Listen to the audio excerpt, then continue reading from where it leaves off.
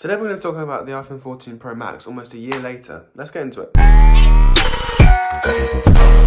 This screen goes up to 2000 nits and looks absolutely fantastic. I love the screen on this phone and it is so much better than any other phone screen I have found. And I think it's just the edges and them all being even. It just makes it look really nice. And I personally think that the iPhone screens look way better than some of the Android screens I've had. For example, I've had a Google Pixel and a Samsung and they just both don't look as nice as my iPhone screen, but that is just my personal opinion. Now, how can we forget the dynamic island? This thing was the main feature of this phone this year. And to be honest, it's been very kind of a gimmick. It's good for if you want to pause your music, forward your music, rewind your music, if you have a timer going on. The only real way I use it is for you looking at my music and skipping it. Now, don't get me wrong, the phone does look amazing when you've got the dynamic island held down and it looks like the phone is just all one big slab of glass. It is still a dynamic island and it can get a bit annoying because if you are watching content, dynamic island slightly cuts in about that much into your content, so you have got to anticipate that. But other than that, it is a nice little change from the notch. Now, one thing I say about these iPhones is they are built really well. Contrary to belief, I have dropped my face first and it is not smashed. The back tends to be a bit more temperamental, but the front screen is actually really good. The other day, mine dropped flat down on some hard concrete and it was absolutely fine. Now, one thing I would say is definitely do not buy now. Do not buy an iPhone 14 Pro, Pro Max, 14 right now because we've got the Apple event coming up next month and I am anticipating that these Pro phones will be discontinued, but the 14 will go on sale and it will be for a cheaper price and you can go be able to get these second hand. And the reason I say this is because the iPhone 13 Pro has already gone some amazing deals and it's already got a lot cheaper and that phone was fantastic. Now, this phone has got a lovely 48 megapixel camera. I'll put some pictures up now. These are Pro RAW pictures and they look absolutely amazing. I would say they're one of the best features of this phone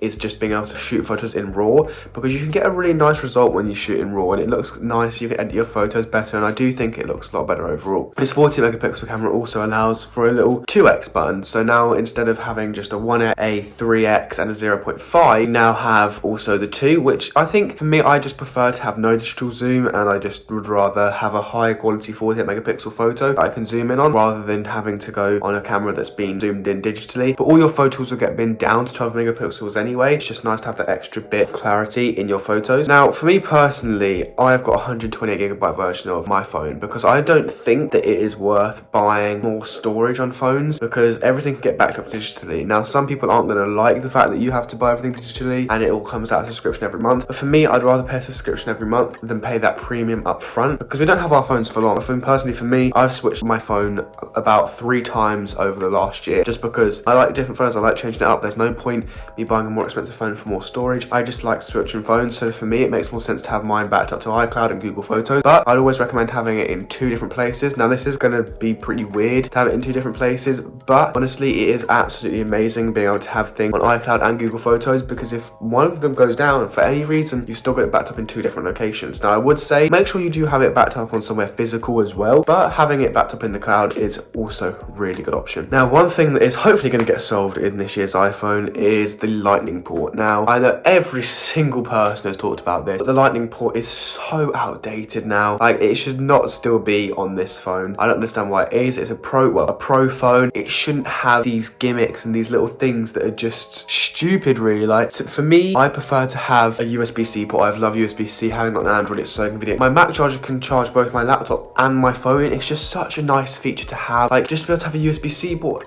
The transfer speed as well, transferring video from here to my laptop is so much quicker on a USB-C. It's unbelievable. Now, how can we forget? MagSafe is one of the best features that has come out since the iPhone 12. And I personally think that you can get some really cool accessories that are just things that little like save you a little time, like being able to magnetically put the phone on the puck without having to fiddle around with a fast charger. And it's just so nice. It's just so nice to have that convenience of that wireless charging is not going anywhere. It's at its best state. It's not going to be slightly off. It's not going to be charging slow because it's slightly off. It's honestly amazing. Now, one thing I love and I have loved since my S22 Ultra is the 120 Hz screen. I did not know why this feature was not a thing sooner. Like, having 120 Hz is so nice. Like, I can tell, I'm one of those people that can tell by the refresh rate what phone you have. And honestly, just like when I look at my old 12 Pro Max and my 14 Pro Max, just when you just swipe across the homepage, you can just tell that one's 60 FPS, one's 120. It is honestly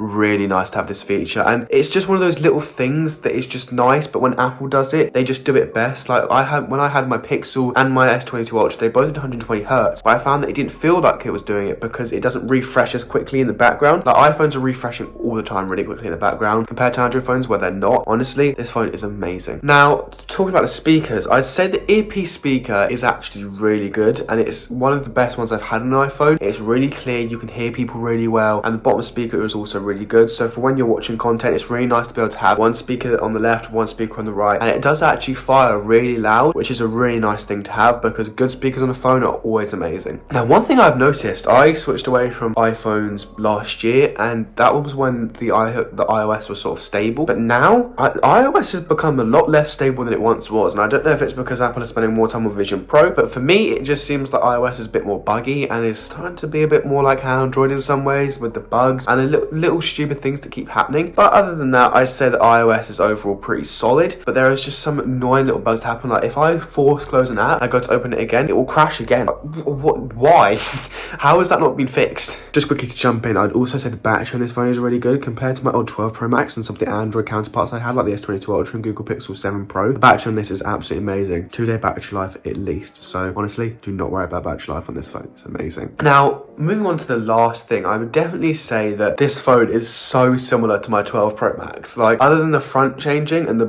cameras getting a bit bigger on the back, this phone is pretty much identical. Now, we are due for a refresh next month, which will be really nice to see. Just a slight change of design, the typical Apple fashion of changing it up so that people don't get bored of the design, because this design is heavy, and I'm personally a person that uses no case, and it does dig into your hand really badly. Like, my Pixel had rounded corners, and that was so nice in the hand, and rounded corners are just the best way, I feel. Like, having a round phone that fits in your hand nicely is honestly such a good thing. Now, finally, my final thoughts, I would definitely say do not buy this phone now. Whatever you do, wait the month. Wait the month. This phone is a really solid phone, but definitely wait. There is more coming out next month, and it will be cheaper to get this phone next month than it is going to be to get now. Definitely wait. I would also say that you should take some things into consideration. Do not upgrade your storage unless you want everything to be stored locally. Make sure that you get storage that you think is right for you, and for a lot of people pay for iCloud, so there is no reason to get a big storage phone because it will all be synced to iCloud automatically anyway, so definitely take that into consideration. So this phone is a really good phone overall, and I've absolutely loved using it. It's been an absolute pleasure to use it, and I haven't been able to say that about a phone for the past couple months because I've been on Android and I've had some weird experiences on there. As much as I love Android, it is just not as polished as an iPhone, so I